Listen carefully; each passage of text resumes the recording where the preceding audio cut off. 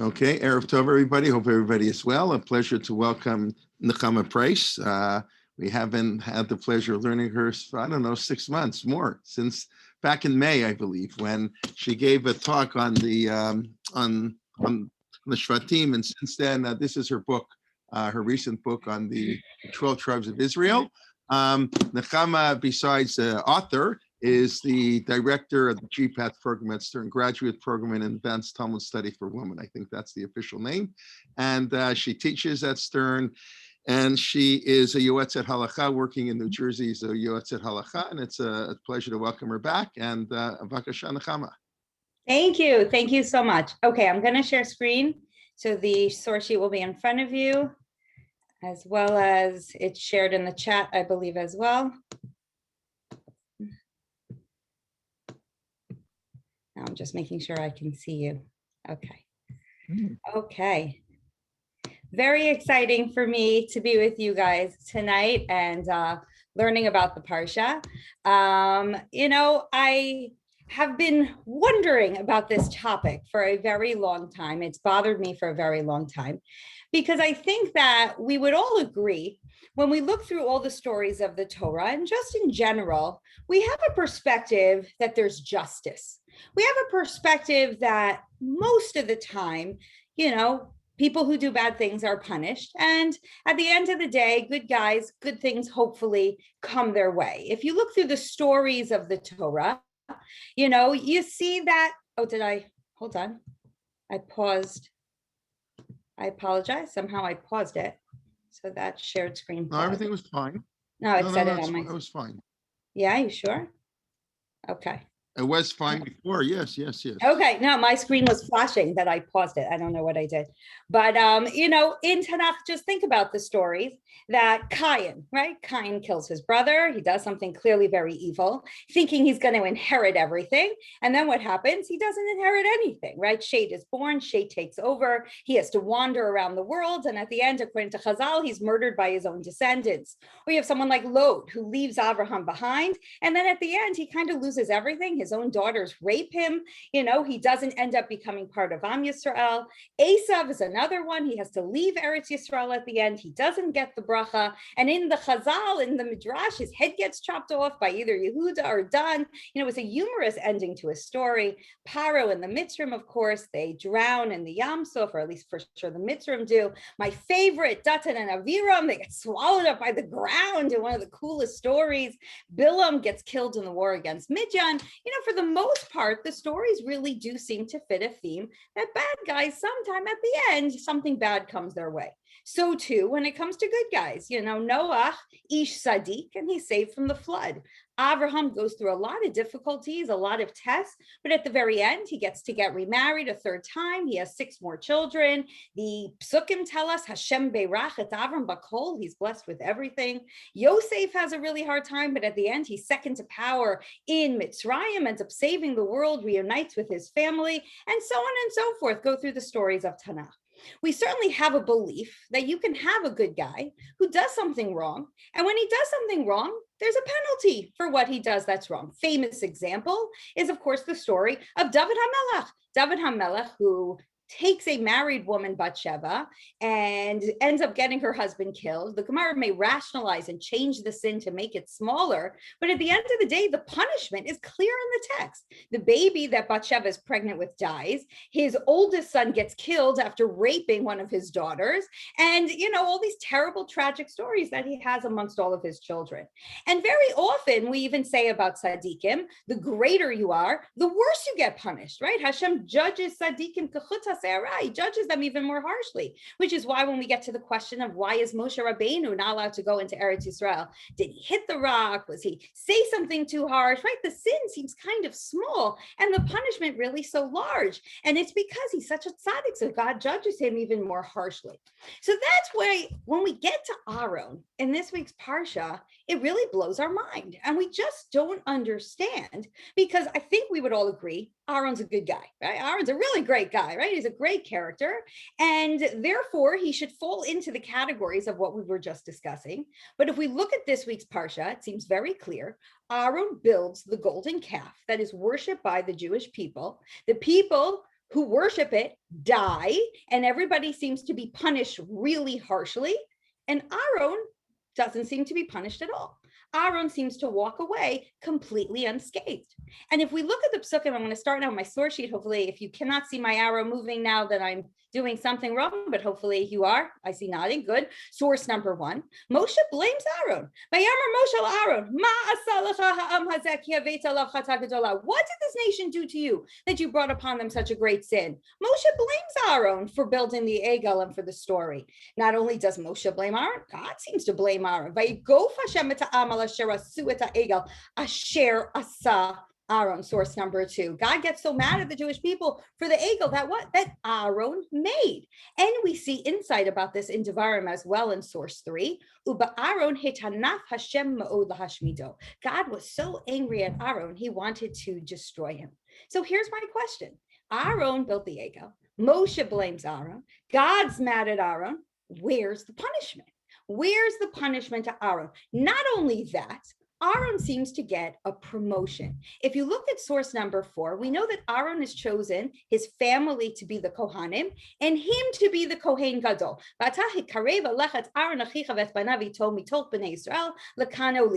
are chosen out of all of Bnei Israel to be the Kohanim and him the Kohen Gadol.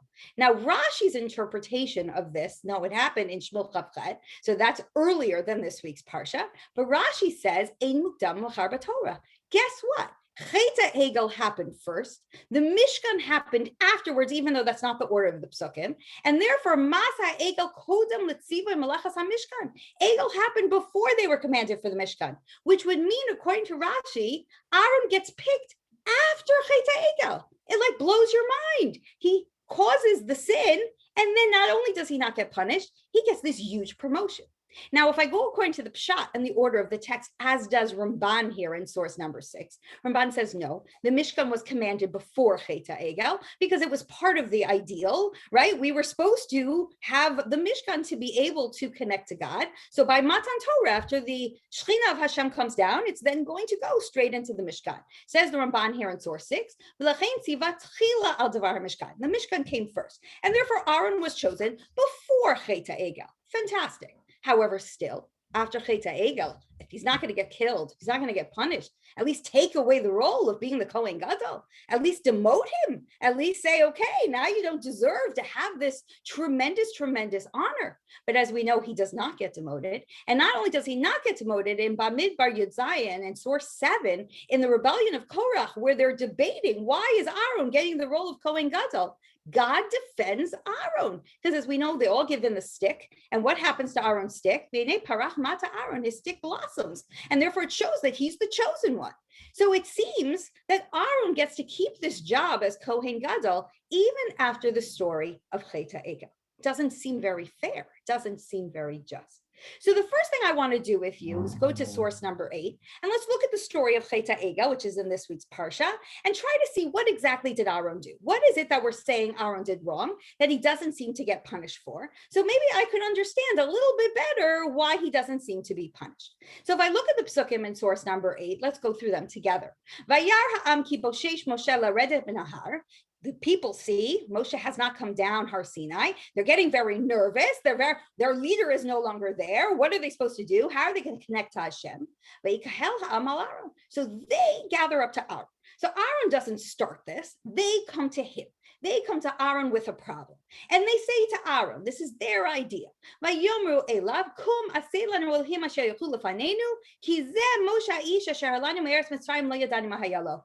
you have to make for us an Elohim, a God, something. Because that guy Moshe that took us out of Mitzrayim, we don't know where he is. We don't know what to do.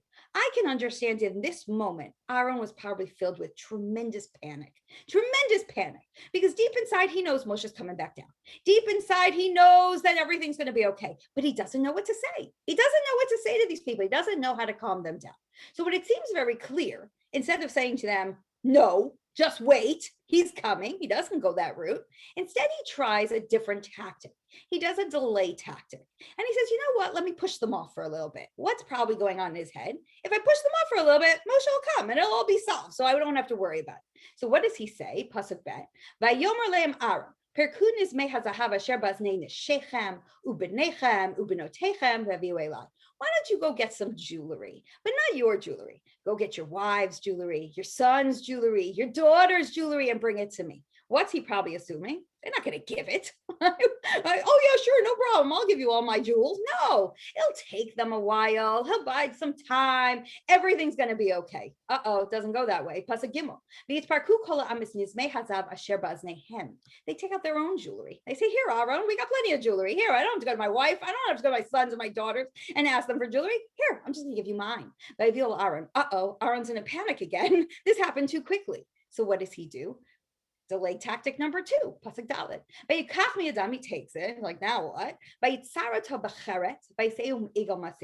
He fashions it with a graving tool. You could see Aaron going, I'm going to make the slowest possible egel I could make. I'm going to fashion it. I'm going to scrape it until it's perfect. I'm waiting. Moshe's got to come. Please, Moshe, please come, as he's like sitting there slowly fashioning this. And then, of course, still, egel's now made. Nothing's going on. Moshe didn't show up. Vayomru, they say, not him, they say, oh, this is the God, whatever that means, that took us out of Mitzrayim. And Aaron's now in a bigger panic. Aaron, we're in trouble. So, okay, delay some more. Then in singular, Mizbeach lefanav. It looks like he is building this Mizbeach. Okay, I'm going to keep building stuff. Hopefully Moshe is going to come. And then last, Aaron, Vayomer, and he finally says, okay, guys, Chag laHashem machar. Tomorrow, let's wait another day. But he also corrects them. It's laHashem, guys. It's laHashem, not to this egel. We're not making a party to the egel. It's to Hashem. But of course, what happens the next morning, Moshe still doesn't come. They go and they worship the egel. Aaron is not included in this pasuk. So when I look through the psukim, I understand a little bit better why Aaron isn't given the same punishment as everybody else, because what he does here is very different. He doesn't sin. He doesn't want to build this egel. He does not want to worship this egel. He doesn't believe in this egel. He is just trying to push off the people and therefore trying to lead them on this path of waiting and hoping that Moshe will come. And therefore, what do we blame him for? I read this pasuk already, but not to see it in the context. It's the egel asher asa Aaron, for making it, not for worshiping it, not for calling it Elohim. It's he made it, and therefore, he is to blame, but to blame very different. Okay, but I'm still looking at this story and saying the obvious question, which is, Aaron, why didn't you get up and say, no, I will not build you an egel. No, you may not worship another god. No, you will wait for Moshe. Why did Aaron not do that? So Chazal comes to the rescue of Aaron to try to explain to us why he didn't feel he could do that. And in order to answer that, or in order to claim that, they actually come to solve another mystery. If you look at source number 9, it's one of those mysteries that we have in the text of Torah. I give a shir on the disappearing acts of people in the Torah. One of these characters is this guy named Hor. Hor shows up in 2 places in Shemos and then disappears, okay? And we don't hear from him again. And if you look at the 2 stories here in source number 9, we have the first story, which is the war against Amalek, right? When we're fighting against Amalek. So we all know Moshe goes up on the mountain, Yoshua's fighting below, and Moshe's holding his hands up. And as he's holding his hands up, we're winning. Well, the pasuk tells me Moshe needed some help to hold up his hands. So on one side of Moshe is Aaron, and on the other side of Moshe is this guy named Hor. Hor, who is known to be the son of Kalev, from Shevet Yehuda. Hor is holding up the other hands of Moshe. Beautiful. Seems to be a leader at that time, right? We have Yoshua, we have Aaron, we have Hor, all these secondary leaders in the time of Moshe. We hear about Hor again a second time at Matan Torah. In Shemos Parashat Dalet, I'm still in source number 9. When Moshe is going up on Har Sinai, he knows that there needs to be somebody in charge when he's up talking to God for 40 days and 40 nights. So he gives them direction and he says, Hine Aaron v'Hor imachem, mi bal davar migash alem. You have any problems, go to Aaron, go to Hor. Okay, problem hits. Moshe doesn't come down. Cheta Egel occurs. Who do the Jewish people go to? To Aaron. So what's the question? Where's Hor? What happened to Hor?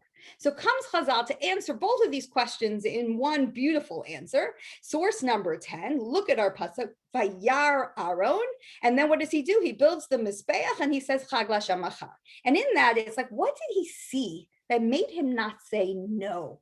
No, I won't let you do this. Says Rashi, quoting the Medrash in Vayikra Rabbah, he saw a lot of things. There's a story that's implied in the text. The people first went to Hor, and Hor said to them, no way. He said the answer we wanted Aaron to say. No, you may not build the Egel. And what did they do? They killed him. So what does Aaron now see? That they killed Hor. So there's two possibilities what to take from this. Either we see two different forms of leadership, Hor who's stronger, Aaron who's a little weaker. So Hor is the one who stands up to them, and Aaron is the one who's trying to kind of, passively try to stop them from doing it, but doesn't stand up in the same way as Hor. Or I understand Aaron, because Aaron is reacting based on what happened to Hor. Hor said no, they murdered him. So Aaron says, what good is it for me to say no? They'll murder me too. And then they'll have no leader and they'll do whatever they want. Better that I try to direct them in the right direction rather than to say no. So when I look at this answer that's being given to me by Chazal, I see that what they're trying to do is rationalize for me Aaron to make me understand why Aaron did what he did.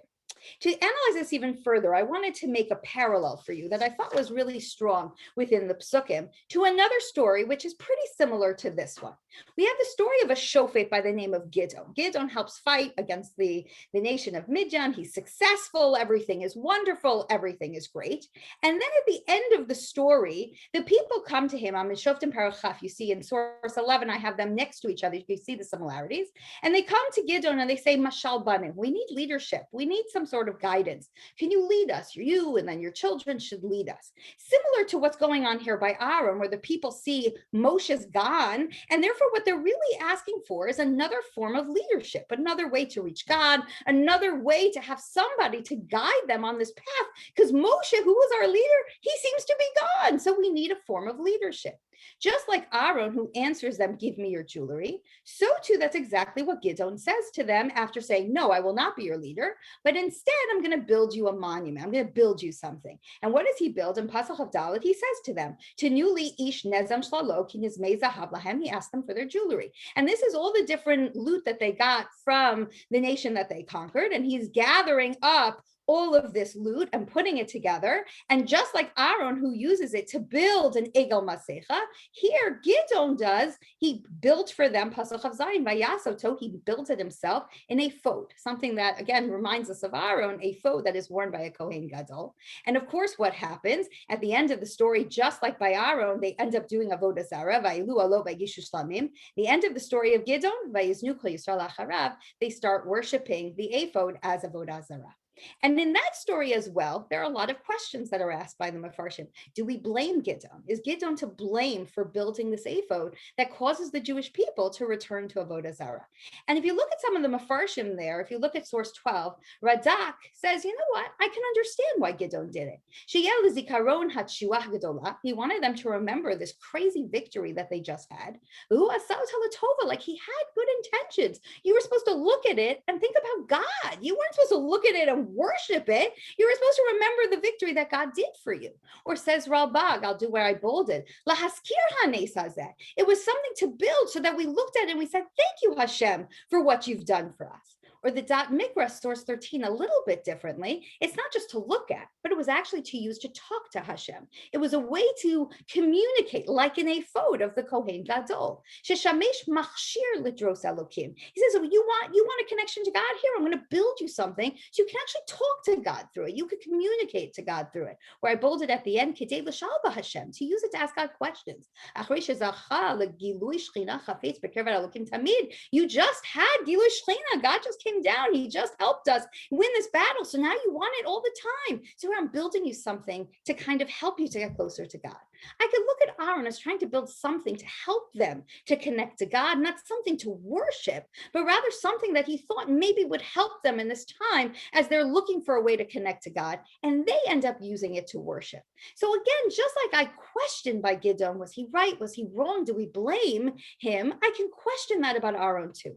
However, on the other hand, no matter how much I'm questioning him here, I still feel like there's some blame, there's some responsibility that Aaron should be taking for this action. And my question gets even stronger because there's a second story. And the second story skips us now forward to, oh, somehow I lost the 14, source 14 in Bamidbar Yud Bet, which is the story of Lashon Hara of Miriam and Aaron. We know the story. Miriam and Aaron get together and they're talking about Moshe, about this Isha Kushit. And no one has any idea who this Isha Kushit is, but that has nothing to do with our shir for today. But when we look at that story, what's also interesting? Skip to Pasuk Yud for a minute, and then we're going to go back. At the end of the story, they speak Lashon Hara. Hashem gets mad at them, calls them into the Ol Moed, and then Pasuk Yud. Vahanan sar me'al ha'oed, right? The cloud now goes away. Hashem goes away. Miriam etzaras kashalek. Miriam has saras. Vayifan Aaron Miriam, and he looks at Miriam and he says, "Oh look, he named it saras. She's got saras. Guess who didn't have saras? Aaron. Guess who didn't get punished again? Aaron." So here I'm like, what's going on? Two times. And Aaron doesn't seem to be punished at all. So again, I look at the story and I say, okay, let me look at it again. Let me see within the story if I could understand why Aaron isn't punished and Miriam is. And the first thing I see when I look at source 14, it's interesting language. Vatidaber Miriam va'Aaron. A few important things. First of all, the word vatidaber is in singular and it's also in feminine form. And she spoke. Clearly, it's referring to Miriam. I skipped down from coming back to 14 in a second, go to 15. We have this phenomenon in other places where two people are doing an action, but it's written in singular. And it shows us that the first person is really the active one. And the second one is kind of the follower. A second example of this is in the story of Noah, when Noah is drunk after they're saved from the Mabul, and he gets drunk and Chum comes in and laughs at him. And then Shem and Yafet come in and they cover their father. And in that story, Pasuk Gimel here in source 15, Vayikach Shem v'Yafet. It should be Vayikchu, it should be in plural, but it's in singular. And therefore, the Mefarshim I'll bring down, I gave it to you here in Rashi. Ein ketiv kan v'Yikchu ela Vayikach. Why is it not in plural, but rather it's in singular? Lamad al Shem shenitamatz b'mitzvah yoter meYafet. To teach me, Shem really did the mitzvah. He was the active one, and Yafet's kind of the follower. Shem did it more than Yafet, which therefore, of course, fits very nicely that in the psukim right afterwards, Shem is blessed first and Shem is blessed stronger because his action was better than that of Yafet. I gave you another great example, which is a feminine one, just like ours, but Tashar Devora Vibarak, right? And Devora and Barak sing a Shira, which we all call Shira Devora, because again, Vatashar is singular feminine. And Radak there says, the Pshat is, Lafisha Devora Ikar Hamasa Kamo Vatidaber Miriam Va'Aaron, because she's the significant one. She's the one really doing the singing and compares it to my story, just like the story of Vatidaber Miriam.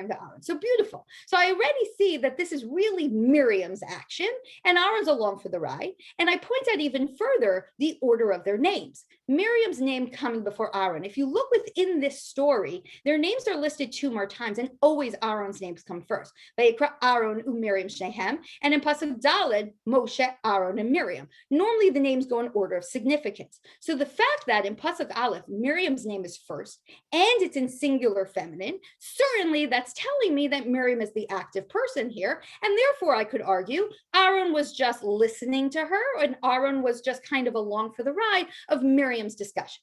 However, I'm still going to argue that Aaron can't be innocent. Pasuk Bet, Vayomru, it's in plural. They both say, Ach b'Moshe diber Hashem, halogam banu. Doesn't God also speak to us?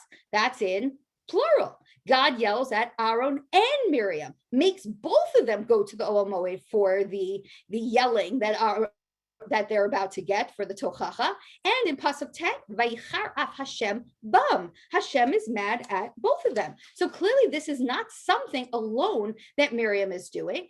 And after she's punished, Pasuk Yud Aleph, Aaron pleads with Moshe, please forgive us. We both sinned. Even Aaron is admitting that he did part of this sin. And therefore, it really starts to, again, make me ask this question of, yes, either Aaron joined in after Miriam, so she's more to blame. Or Aaron was listening and shtika kada dami, so since, he was silent, it's as if he's agreeing, so it's as if he said it. Okay, but still, no punishment to Aaron. Now twice. What's going on when it comes to Aaron? How do we understand this phenomenon that happens in this week's Parsha? So I would like to give you two very different types of answers. Answer number one is everything I just said was wrong. And yes, he was punished. He absolutely was punished. I just got to look a little bit deeper to find the punishment of Aaron. And we're going to look for 4 different ways to see that being true.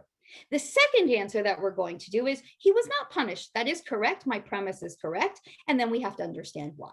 So let's start with answer number 1, which is absolutely he was punished. And if we're going to say he was punished, I got to look a little bit harder to try to find the punishment, because I just read you the psukim and it didn't seem to show any punishment whatsoever. So I'd like to start by answering this question by introducing a fact that we all know about Aaron.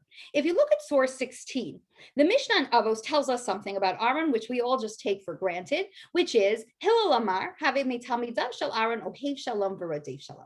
What is something that we know about Aaron? What is the trait of Aaron that he passes down to his students? He loved peace. He chased after peace.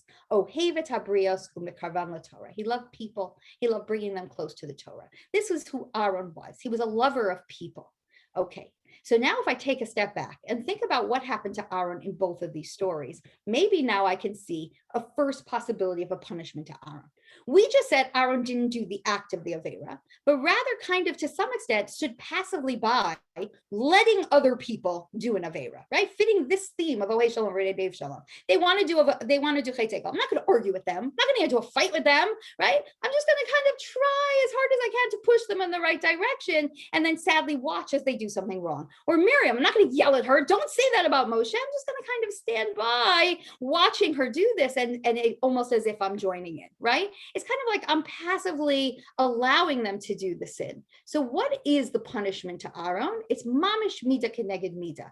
You didn't stand up to them and cause like a little bit of a fight to stop them from doing this thing. So guess what your punishment is? You have to stand there and watch them suffer. Somebody who's a people person, to watch those around him suffer because of him, he could have stopped them and he didn't. And now he has to feel the guilt of watching the results of what he could have stopped and he didn't. That's a killer to someone who's a Ohev Shalom and a Rodef Shalom. If you look at source 16 here, I quote you from our Parsha. What happens after Chet Egel? Moshe screams out, Mila Hashem Elai, who joins Bnei Levi. So that's the family of Aaron, right? His own tribe. And they go out, V'hergu ish et achiv, ish et re'eu, ish et krovo. He's watching members of his own tribe slaughtering all these people that he could have stopped from sinning and he didn't. He's watching them die. And how many people died? Like 3,000 people. And he's like, oh my goodness, that was all because of me. And in the story of Miriam, you actually see that exact idea hinted in the psukim. You ever wonder, pasuk Yud seems really repetitive. The pasuk says, "Hine Miriam etzaras keshelek." Done. What is the rest of this pasuk? Vayifan Aaron et Miriam v'hine etzaras. He turned and saw that she had tzaras. In my opinion, the first half of the pasuk is her punishment. Second half of the pasuk is his punishment. She got tzaras, and you know what his punishment was? He watched her have tzaras. He saw her pain and suffering, and he suffers for it. He screams out to Moshe, not her. Please forgive us. I can't stand this. Our sister is suffering because of something I could have stopped her from doing, and I didn't stop her. The punishment, or again, possibly number 1 of the punishment of Aaron, is really mida keneged mida. Because you didn't stand up to these people to stop them from sinning, you didn't really do the sin, but you didn't stop them. So now you have to watch them suffer for the sin that they did. And for someone like Aaron, who's Ohev Shalom v'rodef Shalom, that's a punishment that is just beyond all punishments. That is possibility punishment number 1. Possibility number 2 is a really famous and amazing Abarbanel that I happen to love very much. And Abarbanel states the punishment of Aaron is actually so fitting of Aaron and is so perfect, and it's right there in the psukim, you just missed it. Well, what happens to the people who did Chet Egel? The people who did Chet Egel, they die, right? They're killed. And what is the result of that? Yes, they die in the desert. They cannot go into Eretz Yisrael, right? That's the punishment. Well, does Aaron go into Eretz Yisrael? No. Does Aaron die in the desert?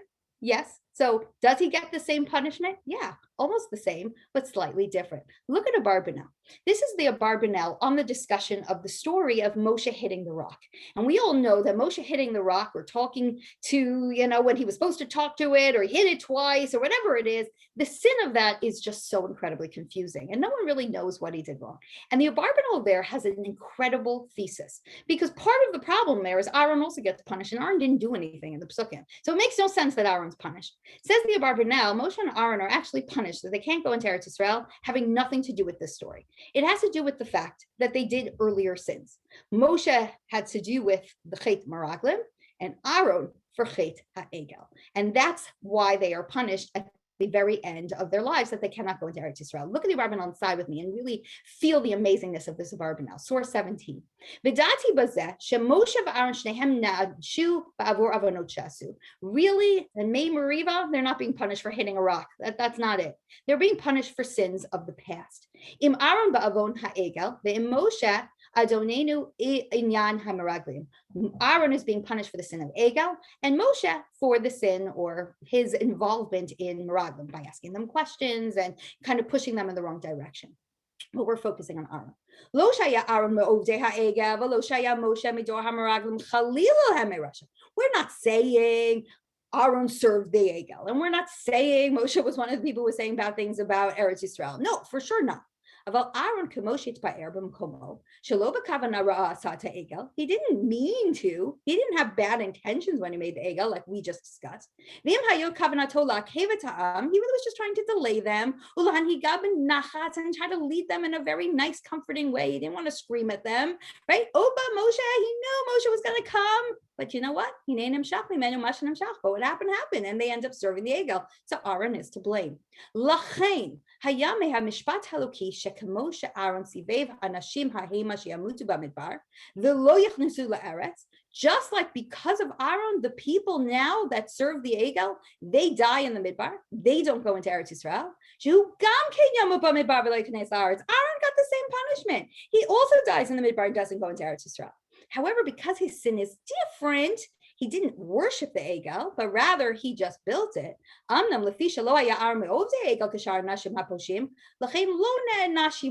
He doesn't get punished right away with them.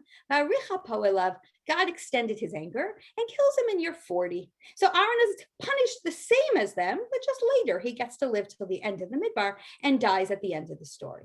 So Abarbanel comes to tell us, you're totally wrong. My entire theory is all wrong. My question is wrong, really. Of course, Aaron is punished, and Aaron gets the same punishment as everyone, just not at the same time. So it's not confused with the fact that he, didn't worship the egel. He just is blamed for building it. So we have two answers so far. Answer number one, his punishment occurs immediately.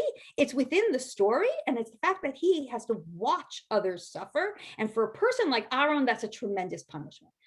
Answer number two, he's punished later. Look later in the stories of Aaron, and we see a punishment. He doesn't get to go into Eretz Yisrael. I want to combine answers 1 and 2 and say, maybe I could say the punishment, and this is answer number 3, the punishment is watching other people suffer because of him. And just like in answer number 2, the punishment is found in a later story having to do with Aaron. It's not found right away after the story of Chet HaEgel. So I looked to a later story of people that are punished surrounding Aaron, having to do with Aaron, which could be looked at as a punishment to Aaron for Chet HaEgel. And of course, what do I see in source 18? Another one of those very difficult stories to understand, which is the story of the death of his 2 older sons, Nadav and Avihu. We're at the story of the Chanukas HaMishkan. We've just built the Mishkan. So after Chet HaEgel, we've built the Mishkan and we're all excited. We are having a major party. And what do we all know happens? Nadav and Avihu, they give an Eish Zara, they give a Ketoret. What exactly they do wrong, also very unclear in the Psukim, but the fire comes down, Vayamutu Lifnei Hashem, source 18, and they get killed.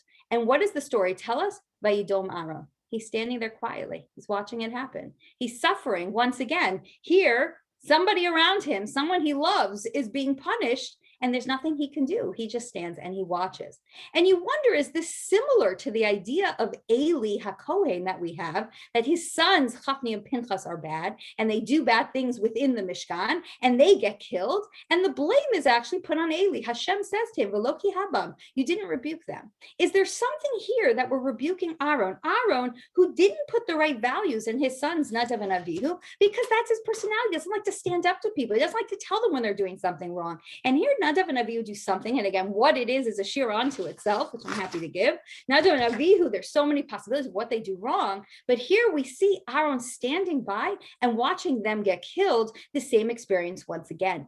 But the connection between the two stories is incredibly intense, because the language that is used at Har Sinai, which of course happens right before Chet HaEgel, right? Har Sinai is this ultimate event which is ruined by Chet HaEgel. Chanukas HaMishkan is this ultimate experience of the Shekhinah coming into the Mishkan, which is ruined by the death of Nadav and Avihu. Very parallel stories, and the language is incredibly parallel. If you look at source 19 and 20 and 21, 22, I paralleled them for you so you could see it. In source 19, when we're talking about Har Sinai, we have Vayichas Hanan et Tahar. The Shekhinah comes down, the cloud covers the mountain. Vayishkon kavod Hashem al Har Sinai. His kavod, his honor, dwells on Har Sinai with the language of Vayishkon. We have that same language by the Mishkan in the same story when God comes down into the Mishkan. Vayichas Hanan et Oel Moed. Again, the covering of the cloud, kavod Hashem malayat HaMishkan, and his kavod comes inside. And two more psukim, v'shachanti b'tocham, v'shachanti b'toch b'nei Israel. That's what he's doing. He's dwelling amongst us in the Mishkan. The same language as Har Sinai, the same language as the Mishkan. But even more so, source 20, how does he come down at Har Sinai? He's ke'esh ochelet. He comes down like a fire, in eating fire. How does he come down at the Mishkan? V'yesh tiyeh b'layla. There's a fire at night at the Mishkan. God comes down in the same way. He comes down in Anan. He comes down in a fire. He's shachan. He dwells amongst us. Says the Ramban. Sod Mishkan hu. I'm in source 20. Sheyu kavod asher shachan al Har Sinai shachan alav b'nistar. That same Shekhinah that came down Har Sinai, that now remains amongst us in the Mishkan. It's a continuation story. Har Sinai is continued into the Mishkan. Not only that, source 21, we see the same rules by both of them. At Har Sinai, we had to have the people surround Har Sinai, but stay back. They had to stay back. They can't come too close. And of course, who gets to come close? Moshe gets to go close. By the Mishkan also, it's the people. They have to stay back. They stand around, and Aaron and Moshe are able to come to the Oel Moed. And again, in source 22, we have at Har Sinai itself, Moshe, Aaron, Nadav, and Avihu, who go up on the mountain or get closest. And then, of course, Moshe goes on his own. And so too by the Mishkan, it's Moshe, Aaron, and of course, his sons who get to go inside, who get to be closer, who get to be part of the process of the Chanukas HaMishkan. And here we go. It's beautiful. God comes down at Har Sinai. We have similar by the Mishkan, Vateitzei ha'esh, source 23, Melifnei Hashem v'tochal zebizbeah. God comes down in a fire, eats up the korban. It's beautiful. It's amazing. It's Chanukas HaMishkan. And what happens? The next pasuk, the fire comes down and eats up Nadav and Avihu. We have these parallel moments of these incredible moments of Gilui Shechina, of God coming down. First one ruined by Chet HaEgel, which is made by Aaron. Second one ruined by the sons of Aaron and their actions, and Aaron watching his sons get eaten up by the fire. If you don't think that shows a punishment to Aaron in some sort of way or a consequence to Aaron, I don't know what else does. And to hurt someone by hurting their children is certainly a much bigger punishment, I would think, than hurting the person themselves. But maybe I can even look further for another example of a place where Aaron seems to be punished in a future story. And this would also be after the story of Aaron and Miriam, which is source 24, the Korach story. Think about the Korach story. What are they yelling about? They're yelling about, according to most Mefarshim, there's a debate there too, that they all want to be the Kohen Gadol. How do you know? Because they could do a Ketoret test. Everybody brings a Ketoret. Well, who brings a Ketoret? And Yom Kippur is the Kohen Gadol, right? And therefore they're trying to kind of take away Aaron's job. They're saying, Aaron, you don't get this job. Well, look at it this way. Aaron, who kind of messed up in our story of Chet HaEgel, building the Egel, and here you have the story of a whole group of people coming together, including your own cousin, saying, you don't deserve this job. This job should go to somebody else. If that's not a punishment to Aaron, I don't know what is. Because if you think about the story of Korach, Aaron never gets up to defend himself. ever. He doesn't get up to defend himself up at all. He's quiet, he's passive, he's on the side watching this take place. Moshe's defending him, but he's not doing anything. It seems to be a very direct attack against him. And I don't think it's a coincidence. Source 24, the language I just mentioned about the death of his own children is the same language that's mentioned by the death of the 250 men in the Korach story. Here again, another fire's coming out of the sky to kill a whole bunch of people, all surrounding Aaron. And Aaron's just standing there watching and going, oh no, not again. What does Aaron do in the story? The only action that Aaron does in the story is try to save everyone. Here they're coming to say, throw Aaron out. And instead of fighting them, he's like, I need to save them. Source 25, he goes and he gets a ketoret, and then he runs. He runs in the middle of the people because he's trying to stop the plague. He's trying to stop everyone from dying. You feel Aaron. It's like, oh my God, everyone's dying around me. What did I do? I need to stop this. And that's what Aaron is trying to do. So if I take a step back and say Aaron wasn't punished for the egel, all of a sudden I realize maybe he was really punished for the egel quite a bit over and over again.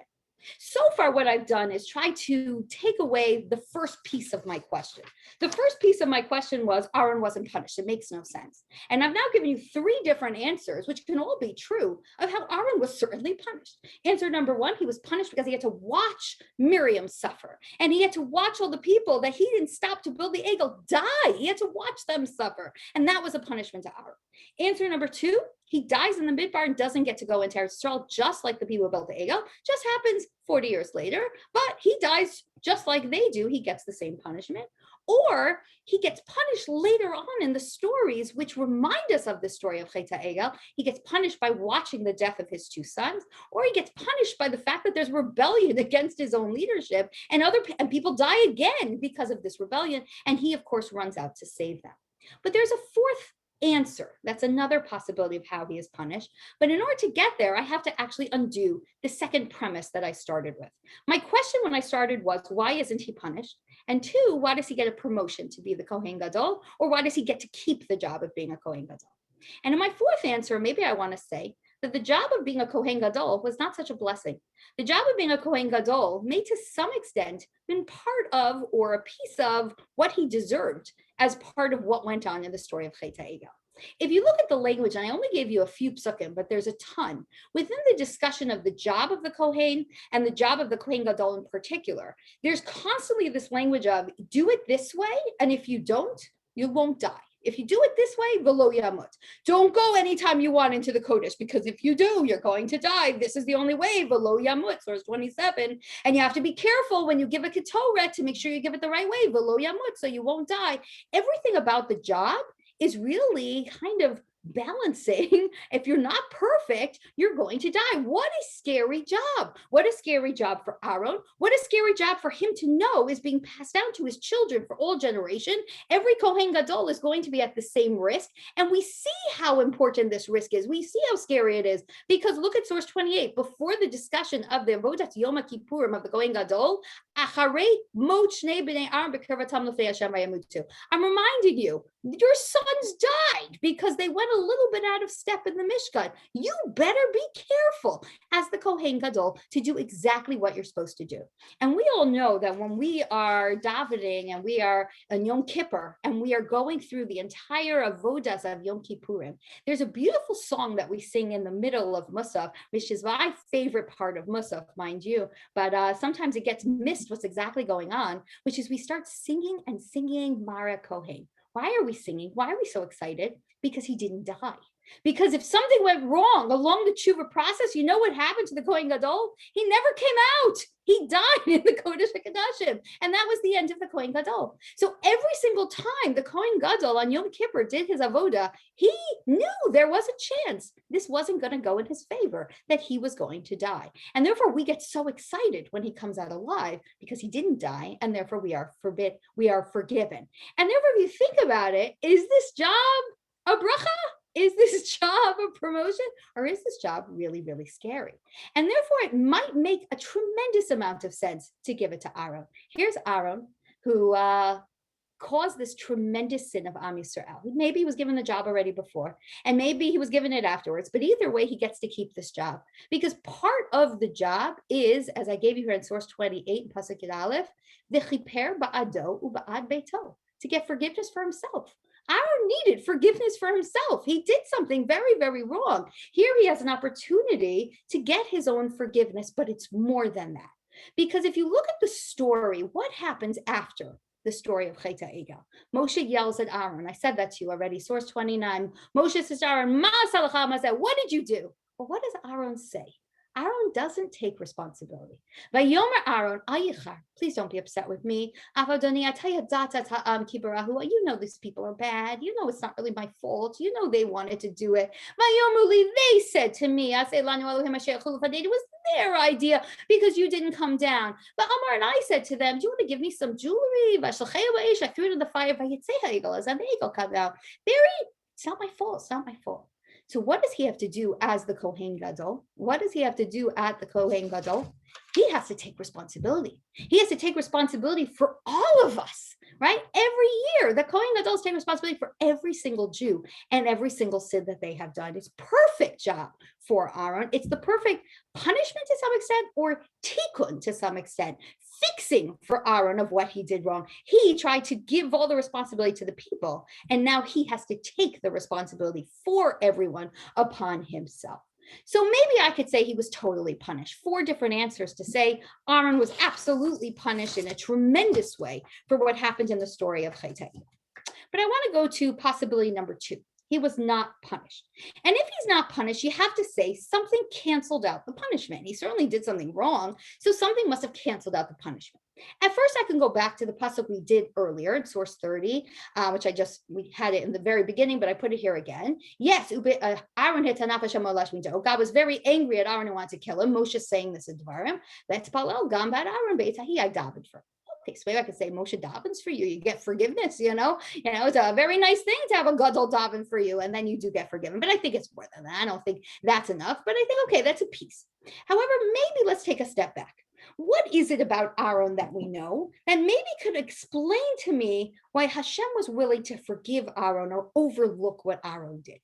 And I go back to that Mishnah and Apos that I mentioned to you before. He's Ohev Shalom, Virodev Shalom.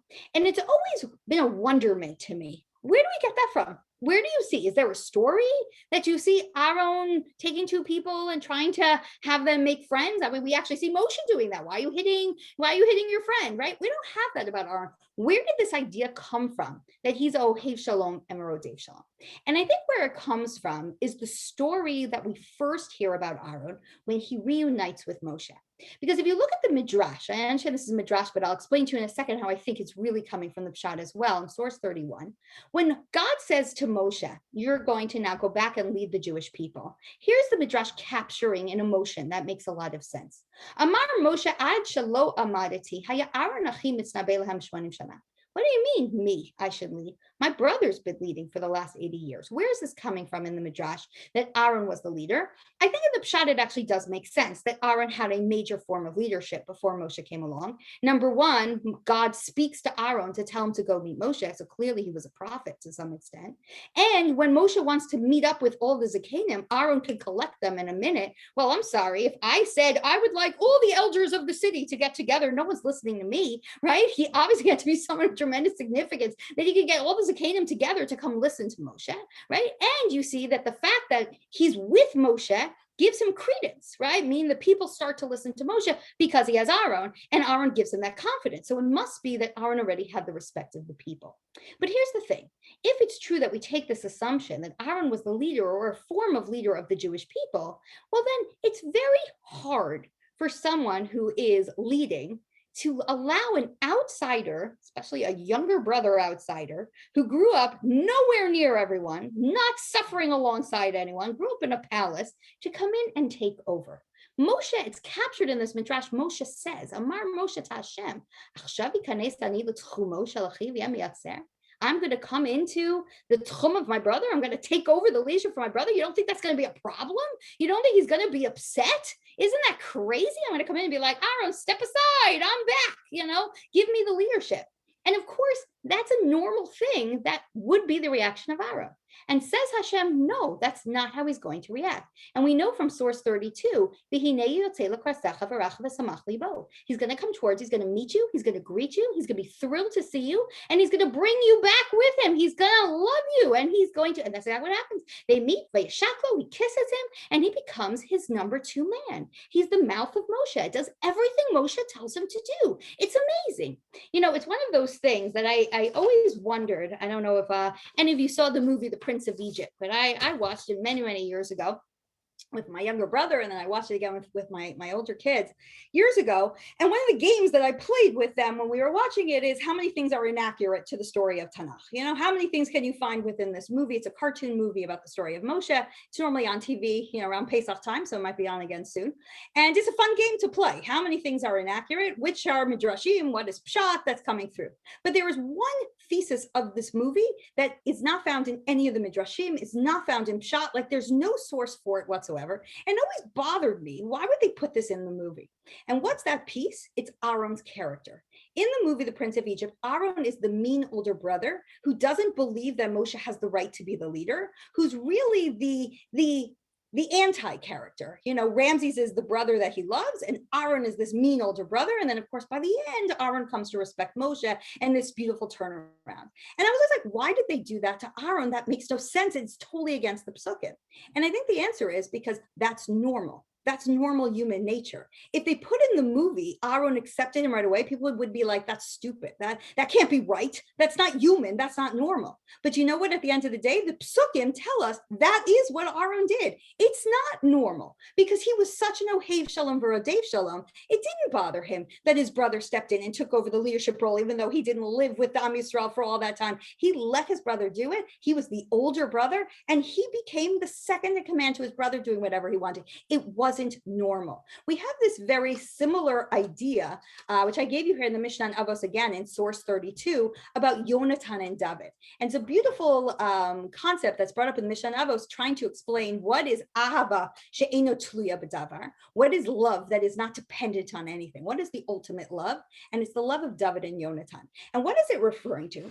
It's referring to the fact that Yonatan, the oldest son of Shaul, he was the heir to the throne. He was supposed to take over the Malchus after Shaul. Of course, he dies in the battle, so he can't. But even before that, he turns to David and he says, I know you're supposed to be king. I know I'm not going to be king. He takes off his royal clothes and he puts them on David HaMelech.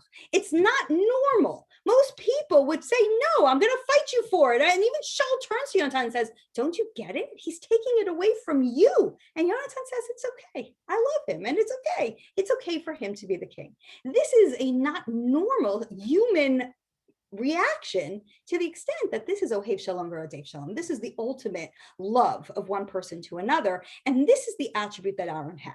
And if I understand that this is the attribute that Aaron had, by the way, if you look at Shmos Rabbah, source 34, this is why he deserved to be the Kohen Gadol, says the Midrash. This pasuk, Barach v'Smach libo, the fact that he was so happy to let his brother come in and take over the leadership, Halev shesamach b'gedulas achiv, the person who was happy for his younger brother to take this great power, he yilvashu betumim. He deserves to be the Kohen Gadol. But now I plug it back into the story of Chet HaEgel. Maybe Hashem understood. Because here's the issue. Everybody's probably a little bit suspicious. Aaron, the older brother, steps aside to allow his younger brother to take over. What would have happened? Moshe goes up on Har Sinai, disappears, and the people say, we're in trouble now. And Aaron swoops in and says, okay, I'll be the leader. What are all the people going to say? Oh, he's just been waiting. He's been waiting this whole time to take the leadership away from Moshe. He's just been waiting until Moshe disappeared so that he could take it back over. So Aaron says, I can't.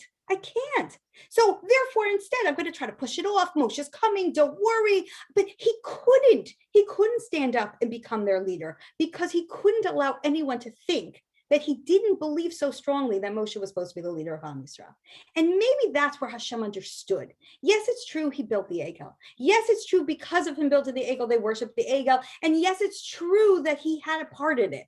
But maybe I understand why he couldn't do what we wanted him to do. He couldn't stand up and tell them no, because that would have really shown everyone that his true intentions the whole time was to take over, and it certainly wasn't. So maybe therefore I could understand why God understood what Aaron did and forgave him and didn't punish him in the story. Again, this is our second thesis. Aaron was not punished. The other possibility to say why Aaron wasn't punished is, of course, the simple answer, but is also a very profound answer, which is, when do we believe people are not punished? We believe people are not punished for their sins when they do tshuva. That's what we believe. So where is the tshuva of Aaron? I don't know, because the tshuva of Aaron does not have to be mentioned in the psukim, but maybe it's hinted to within the psukim, because he becomes the Kohen Gadol. What is the ultimate job of the Kohen Gadol, right? Is to give us forgiveness on Yom Kippur. If you look at source 35, the ultimate job is for him to do the avoda, to get forgiveness, a kol avono b'nei Yisrael, ve'et kol pishehem v'chol chatosam. Well, if his job is to get forgiveness for all sins, well, who does God choose? He chooses the person who messed up, who knew how to do tshuva, to get forgiveness for his own sins. He is the perfect role model to be the Kohen Gadol, to get forgiveness for all people, for the entire Am Yisrael, for all of their sins. He's the perfect person for it. And it's captured so beautifully in the Midrash that I gave you here in source 36, the Alpha Shimoni. When God says, Kachat Aaron, pick Aaron for this job, even though he did the Egel, in that moment when God says pick Aaron, Moshe knew Aaron did tshuva. Obviously he did tshuva, or else God would have never chosen him. And therefore, I think if we take a step back, we've now answered this question on this week's Parsha in so many different ways. We started out by saying, how is it possible that it's fair that Aaron wasn't punished? And we answered number one, yes, of course, he was punished. And we said there's 4 different ways possibly he was punished. It could be one, or it could be more than one of these answers are true. Either he was punished by watching the people around him, the people he loved, the people he was trying to protect, all get hurt because of his inability to stop them. The people who built the Egel all get murdered right in front of his face. His sister gets saras, and he has to watch her. He has to watch her suffer. And the pasuk tells us he saw her, and then he suffered from watching her have saras. Or, as Abarbanel said, he wasn't able to go into Eretz Yisrael. He dies, and he doesn't get to go to the ultimate place where they were heading to go. What a punishment.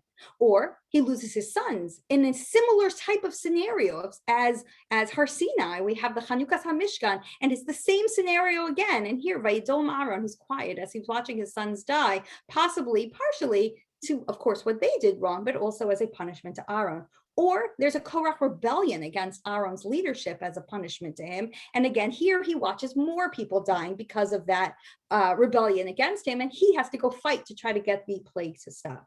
Or I can even argue, being the Kohen Gadol was the tikkun, was a punishment, but also a tikkun for him for the actions of being, of his actions in our parsha of Cheta Egel, and now he gets to get forgiveness for himself and for the Jewish people, but he puts himself in a situation of Kohen Gadol where he could die at any moment, where he's really, in a very sakana, very dangerous situation, which is not necessarily looked at as such a great honor, but rather something that may be to some extent a punishment or a takana for his actions. Or I could say he was forgiven. Or I could say God didn't punish him, either because he was such a tremendous person, Ohev Shalom V'Rodev Shalom, in the way he treated Moshe, and God realized that it was really all about the fact that he didn't want to step into Moshe's shoes in that moment, which is why he did what he did. Or, of course, he does tshuva. So if I circle back, where's the justice? Where's the justice in the story?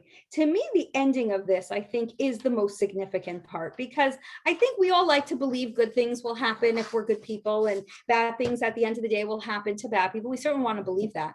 But I think we also want to believe very strongly, as human beings who mess up, because we do, and we sin, and we do the wrong things. We also want to believe that there's a way out for us, right? And because we do something wrong, it doesn't necessarily mean bad things are going to come our way. And here's a story of Cheta Egel, somebody who does something really wrong. Aaron, he's a good person, and he does something wrong within this week's parsha. He does. But what happens at the end? Not the terrible ending necessarily. Maybe it's not, because he is able to do tshuva. He's able to move forward. At the end of Cheta Egel, you could have seen an Aaron, and this might be what actually happened to Hor if Hor didn't die. It is also possible that he just stepped down from leadership. He said, wow, this is really hard. I don't want to keep going. This is too hard for me. But Aaron doesn't. Aaron says, okay, I'm going to learn from this, and I'm going to continue in my role of being the leader of Am Yisrael, and I'm going to get better, and I'm going to do better, and I'm going to spend the rest of my life life getting forgiveness for Am Yisrael and trying to save Am Yisrael to make up for what I did in this week's Parsha. And therefore, I think there's a lot to learn from Aaron, certainly in terms of justice, of understanding what Aaron did. But I think for me, the take-home message, which is the strongest, is that we can all make mistakes, but it's really what we do after those mistakes. It's, do we stand up to those mistakes? Do we learn from those mistakes? Do we grow from those mistakes? And do we allow not just God to forgive us for our mistakes, but do we forgive ourselves for those mistakes and allow ourselves to move forward? Anyway, thank you very, very much for learning with me tonight. And I'm happy to answer any questions. I'm going to stop share so I could see the chat. But I hope you enjoyed. I hope you enjoyed the share. I think you can unmute if you want. Thank you. There are a couple questions in the chat if you want. Otherwise, I can read them to you, but you want to take a quick look.